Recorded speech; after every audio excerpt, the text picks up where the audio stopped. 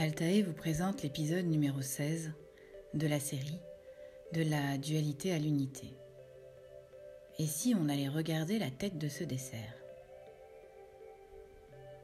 Comment ai-je pu à ce point m'oublier alors que j'avais un tant soit peu l'impression de contrôler?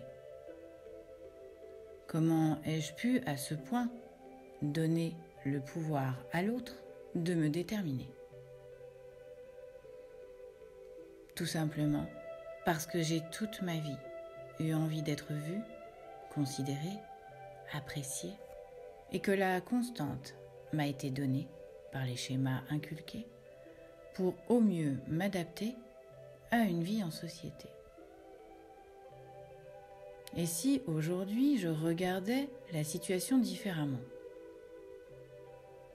On m'a immergé dans l'idée qu'il fallait contenter l'autre pour pouvoir espérer recevoir un regard, une caresse, un câlin ou toute autre marque de reconnaissance et d'affection dans un certain amour porté.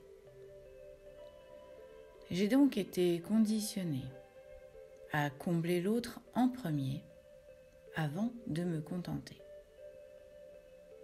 Le mécanisme ancré est devenu « je fais passer l'autre en premier ». A contrario, certains, en protection ultime contre ce schéma avéré, feront l'inverse et basculeront dans un égoïsme forcé. Les deux schémas étant protection, nous resterons sur le cas le plus répandu, qui est de s'occuper de protéger l'autre en premier. En effet, si je me mets dans la tête de l'autre pour devancer ce qu'il va me renvoyer, je contrôle le jugement éventuel qu'il pourrait me porter. Comme chacun a ancré en lui ce mode de pensée, tout le monde est en permanente adaptation à ce que l'autre peut penser. Vous voyez où je veux en venir? Chacun a enfilé des costumes pour se conformer à l'autre.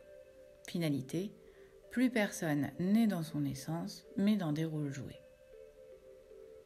Si je décide aujourd'hui d'accepter cet état de fait et d'arrêter de me fatiguer à m'adapter, je finirai également par arrêter de jouer. Et si chacun se regarde faire et laisse les masques au vestiaire, alors j'arrêterai de me conformer à ce que je pense que l'autre veut que je sois, qui au fond est une fausse idée, puisque l'autre agit aussi pour se conformer à moi, ou à ce qu'il pense lui être demandé. Voyez-vous le cercle vicieux, loin d'être vertueux? Et si je décidais aujourd'hui de me mettre à nu, d'aller regarder ce gâteau, et me permettre de remplir ce cœur vidé de son coulant, à force de le donner à l'autre pour que de son caramel, il me remplisse. C'est fini. Je décide aujourd'hui d'aller préparer moi-même une ganache que je vais déposer sur mon gâteau le temps de me consolider et de me réparer de toutes ces fissures créées par ce pouvoir que j'ai donné à l'autre dans cet amour que j'ai quémandé. Et si j'enlevais le nappage aujourd'hui, que crois-tu que tu verrais?